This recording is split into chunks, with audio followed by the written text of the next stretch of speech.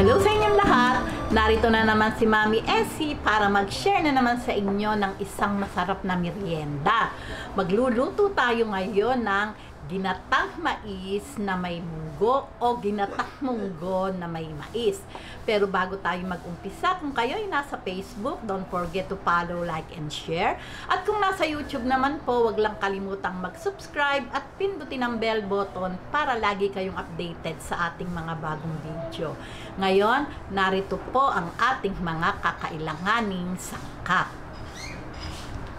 Gagamit po tayo ng 2 cup na malagkit na bigas. Ito po naman yung 7 cup na pangalawang piga ng gata o coconut milk. Dito po natin yan palalambutan yung ating malagkit na bigas. 3 cups na coconut cream o unang piga ng gata. Ito naman po yung munggo. Gagamit po tayo. Ito po ay konti lang, mga 1/4 cup na munggo.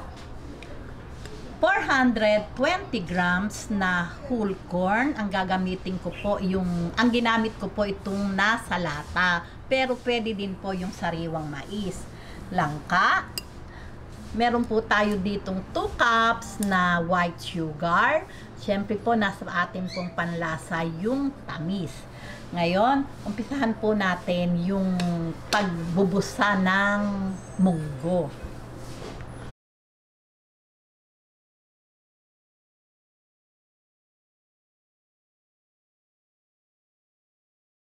Ayan, heto po itong ating munggo. Atin lang po itong bubusahin hanggang sa mag-brown. Ayan, hantayin lang po nating uminit. Ayan, pagka po ganitong mainit na po itong ating nakasalang, hahaluin na po natin to. Halo lang po tayo ng halo hanggang magpantay-pantay po yung kulay ng munggo. Ayan. Ayan, pagka po ganitong brown na, nakita nyo po, okay na po ito. Papatayin na po natin yung ating apoy. Ayan, pagka po ganitong medyo po napalamig na natin, atin lang po iyang dudurug-durugin. Yun lang po, mabiyak lang po ba siya. Ayan, ganyan lang po. Pwede nyo pong ilagay sa bilao at pagulungan ng bote para mabiyak. Pero ito po kasi konti lang naman, kaya okay na po dito sa aking kawali. Ayan, okay na po ito. Nakita nyo po, crack na po sila lahat. Ngayon po, umpisahan na po natin yung pagluluto. Ayan, heto na po yung ating pangalawang piga ng gata.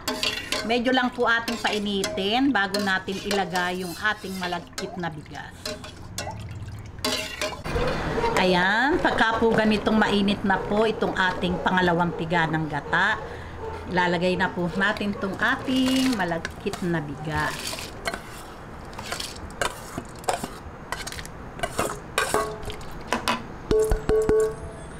Ayan.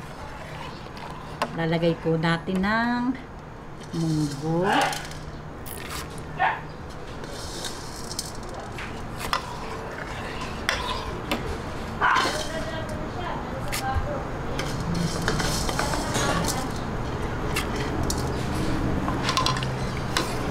Ayan, ganyan lang po. Lalagay na din po natin tong ating mais.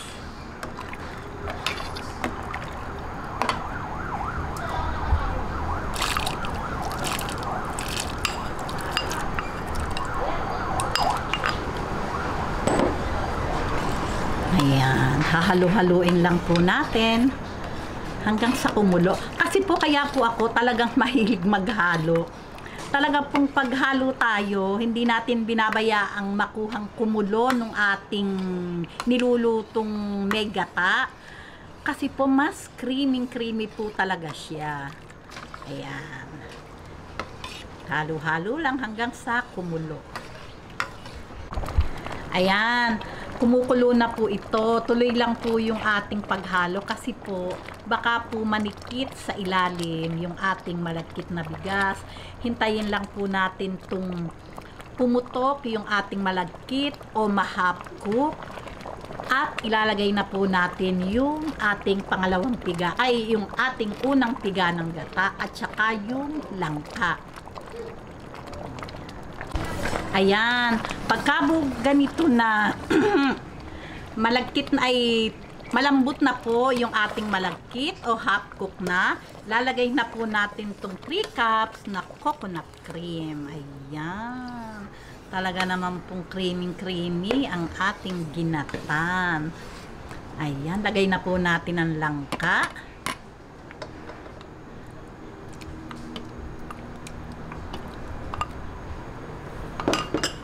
Tuloy lang po yung paghalo. Ayan, nakita nyo, creamy talaga yung ating gata. Ayan. Ngayon po, hintayin lang po natin na tuluyan tong maluto. Ilagay na din po natin ang sugar. Ito pong sugar, 2 cups po ito. Pero syempre, wag po muna nating ilagay lahat.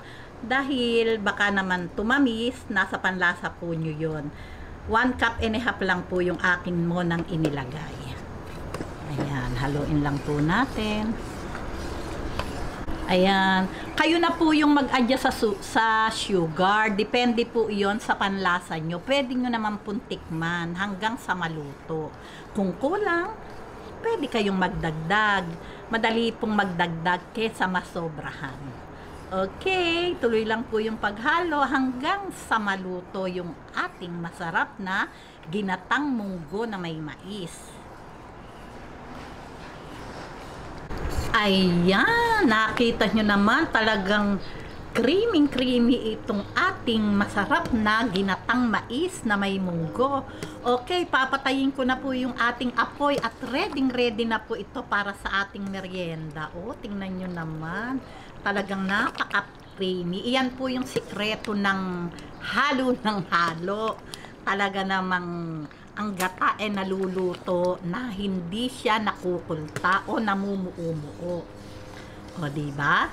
Pinatay ko na po yung apoy at ready na po ito. Okay, ngayon, ilagay na po natin sa ating serving bowl. Ayan, nakita nyo naman, talaga namang katakam-takam.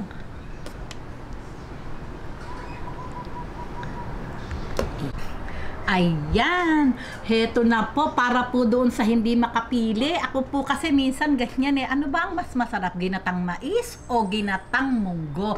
Heto na po. Pwede naman po nating pagsamahin. At makakakain na po tayo ng ginatang mais na may munggo.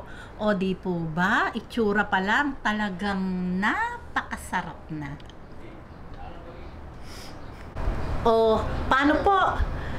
Kung nagustuhan nyo ang video na to, huwag lang kalimutang mag-likes. And don't forget to share and subscribe.